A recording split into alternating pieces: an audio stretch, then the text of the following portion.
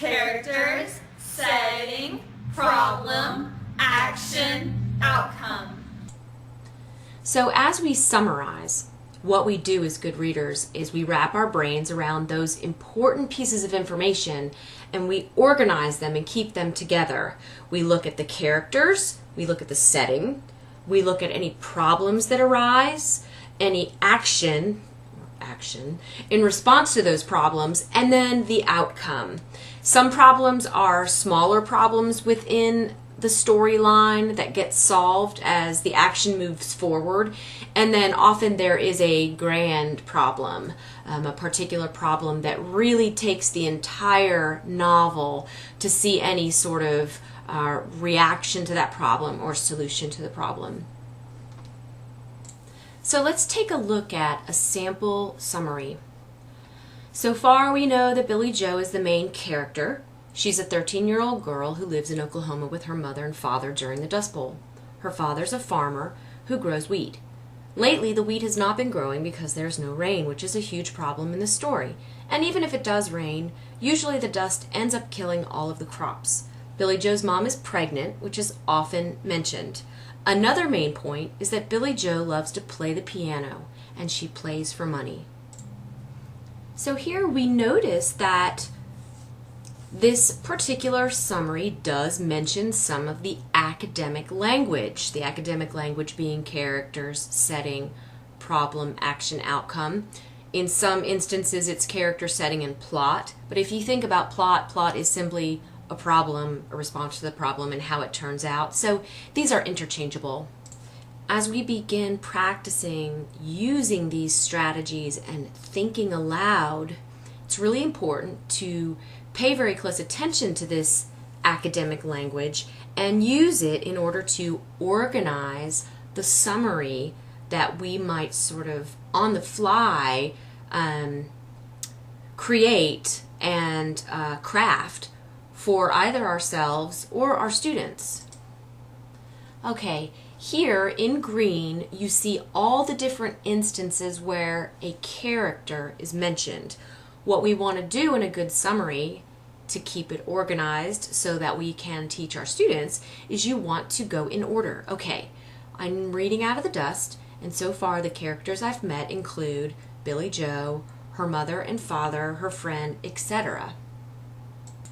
So for this think aloud, we could start out by saying, okay, in Out of the Dust, the characters we've met so far are Billie Jo and her parents.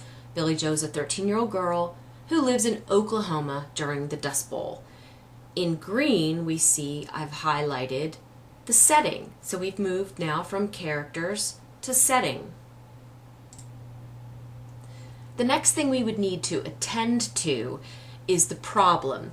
But notice the way this one moves forward. Her father's a farmer who grows wheat. This is more about the character, the father, and a little bit about the setting, that there's wheat growing there. Lately, the wheat has not been growing because there is no rain, which is a huge problem in the story. So next we can mention this problem and use the academic language, the word problem, right at the beginning of the sentence. The big problem of the story is the fact that no rain is falling, which prevents them from growing food to sustain their family. As we analyze the remainder of the original summary, Billie Jo's mom is pregnant, Billie Jo loves to play the piano, plays for money.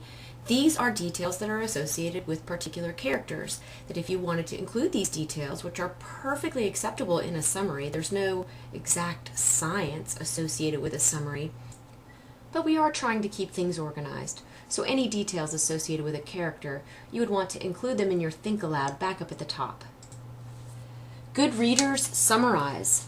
They may stop after the end of a chapter to go wash dishes or drive to pick up a kid, and we wonder and we question and we wrap our brains around what we've read so far. We think about the characters and where it's taking place and the problem that has been encountered so far.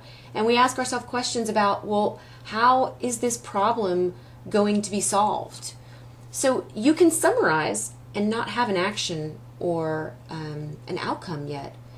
the next step would be to ask yourself questions about, okay, well, what exactly is going to happen? How are they going to cope with the Dust Bowl?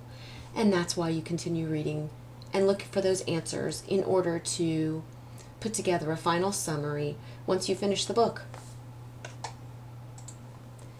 So, as a new teacher, this is completely developmental. We all get better at this. And in order to make it very clear for our students, we need to move from summaries that are unorganized like this one to summaries that are very organized and can help us share a think aloud with students that highlight these terms, this academic language that will help them listen and be able to wrap their own little brains around exactly what it is that we are doing as we summarize.